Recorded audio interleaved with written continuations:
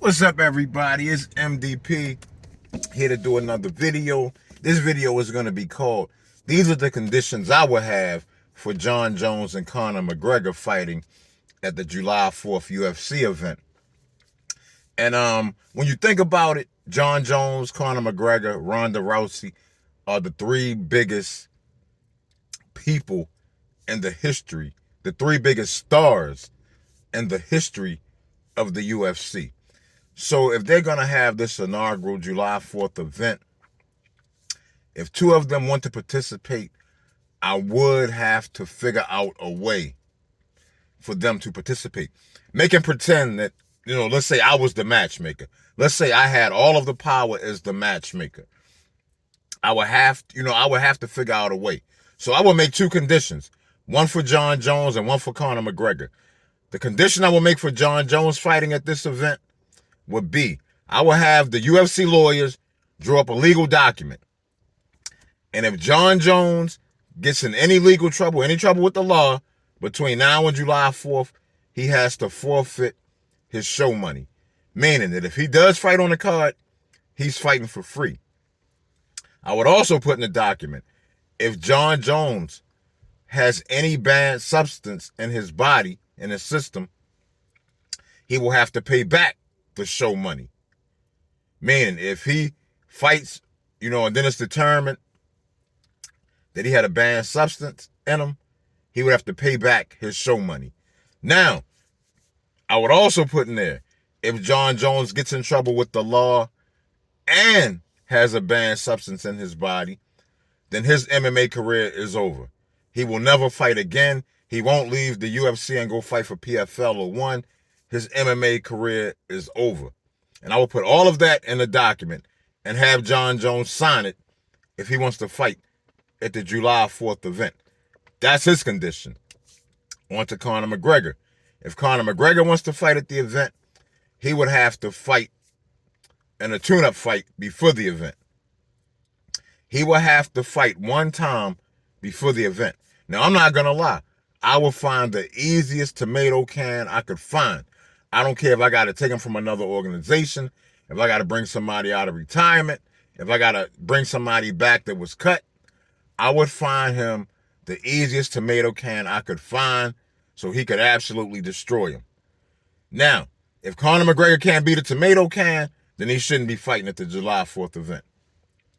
But if he destroys the tomato can, I would put him in the main event of that July 4th event. I will make him the main event against Ilia Topuria. That would be my main event. Now, if Jon Jones signs his name on a document, I will put him in against either Tom Aspinall or Cyril Gane, depending on who is the champion at that time. He would fight for the title in the co-main event. That's how I would do it. Now, let's say Ronda Rousey shows interest in this July 4th event. I would do the same thing. She would have to fight a tune-up fight. I would find her a tomato can to destroy and include her. I don't know who I would put her against.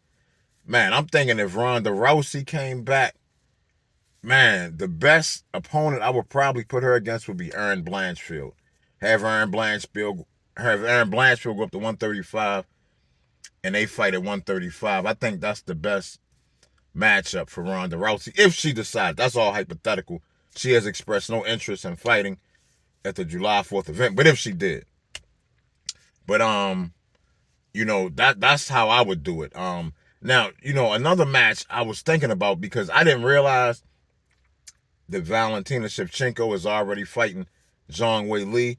They're already fighting for the bantamweight title. I mean, the flyweight title, the women's flyweight title. So I don't know how I would do. I guess I would want to do Amanda Nunes versus Kayla Harrison. That's the fight I would want. And if that fight could happen, I would make the fight at 145 or 150. A weight, because they can't fight at 135. It's stupid and ridiculous to have them fight at 135. The fight is going to be awful. I would have them fight at 145 or 150 and crown a new women's champion for that weight. Their fight would determine a new women's champion for that weight. Then they could bring back Cyborg. We could finally get that Cyborg versus Nunes rematch we've always wanted to see. I forget the other girl, Pacheco. Lord, there's some other girl that fights in PFL that's really good. Cyborg, I would bring her in. They could actually, there's enough good big woman in the world to make a viable 145 or 150 pound division at this time. And then, if I had that fight, I would have either Valentina Shevchenko or Zhang Weili fight somebody for the vacant 135, for the vacant bantamweight women's title. Now, Valentina Shevchenko was for the 135 before, and she might be at that point in her career where she may have to look at moving up to 135 again. She's undefeated at 135 except for Amanda Nunes. Amanda Nunes is the only woman who's ever beaten her at 135. So I would give her an opportunity to fight for the 135 belt against whoever. I don't know if Zhang Weili will want to move up to 135, but depending on who wins the fight between her and Valentina, I will give one of them or both of them the opportunity to fight for the vacant women's bantamweight title. But that's how I would do it, y'all. Tell me what y'all think. There's a whole lot of other matches I could come up with for the card, but those are the main three I'm thinking right now. 3 or 4. But anyway, tell me what y'all think. What do y'all think about the conditions? I would love to hear from you. Thank you for watching the video. I love you all. Peace.